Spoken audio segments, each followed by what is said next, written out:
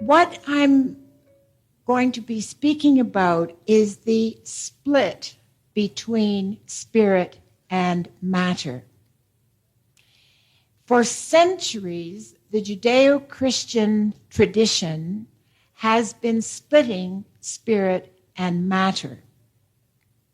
Going way back to the story of the Garden of Eden, matter, which is the Latin word for mother, was associated with Eve, with the serpent, with evil, with greed, with lust, hate, jealousy, all these things that are not compatible with the good life.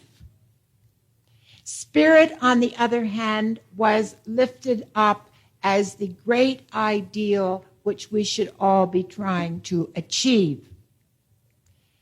Even in New Age thinking, light and the ideal can be very seductive. There's an energy that would like to transcend this terrible earth.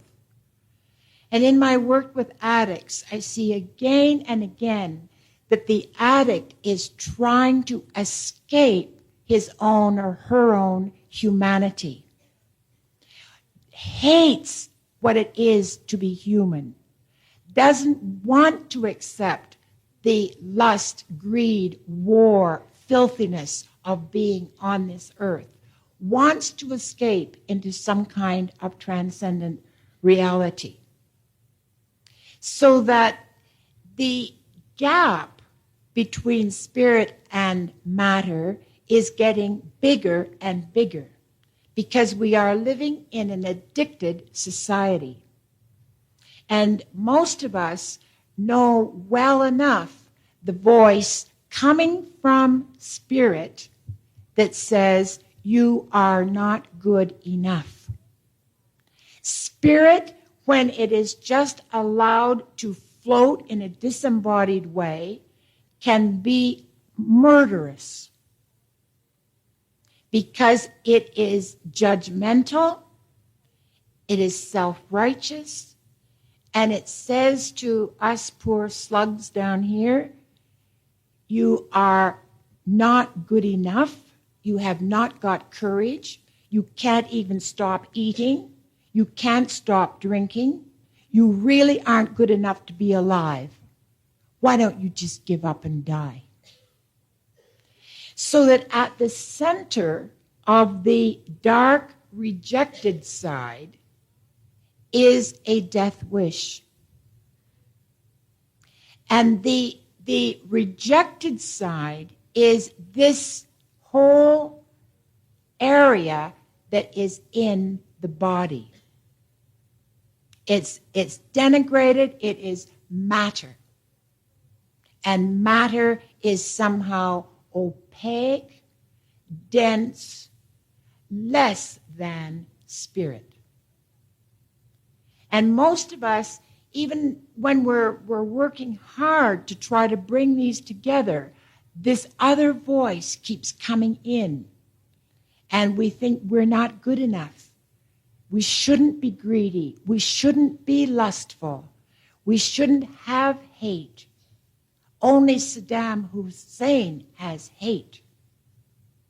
And these projections go out onto other people.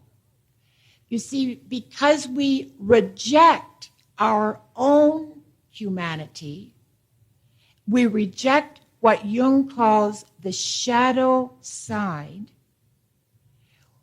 We push that down into the unconscious, and the minute we do that, we start projecting it out onto someone else.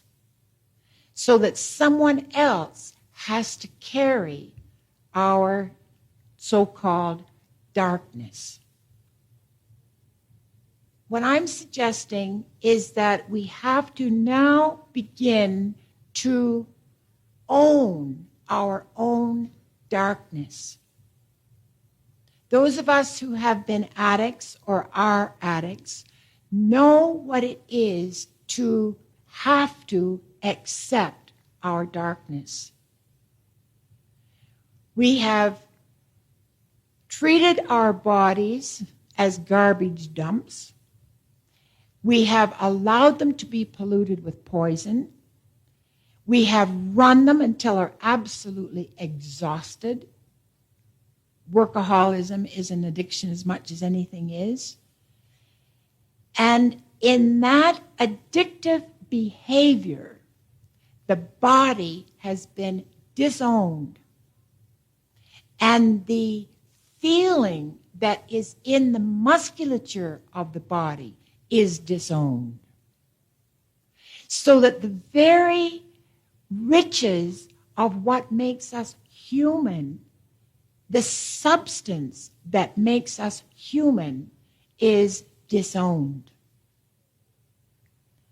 So that what I'm suggesting is that we have to go back and look at what we call darkness and realize that there's a different way to look at darkness.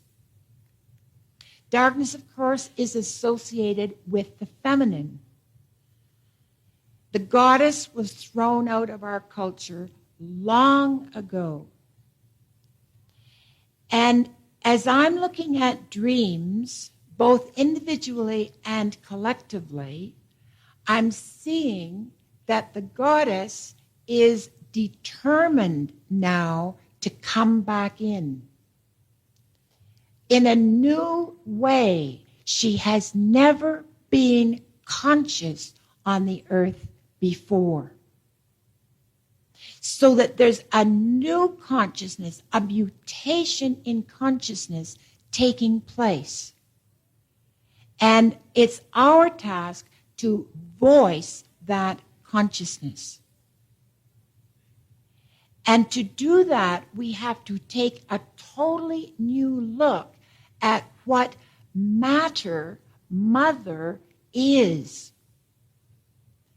What darkness is. I mean, who of us would want to live in a world with no darkness? Night is as precious as is day. Night is a time of a totally different rhythm, a synthesizing, a coming together, a pearl light that illumines from within. And as we come closer to our darkness, we see something totally new. The new light always comes out of the dark side.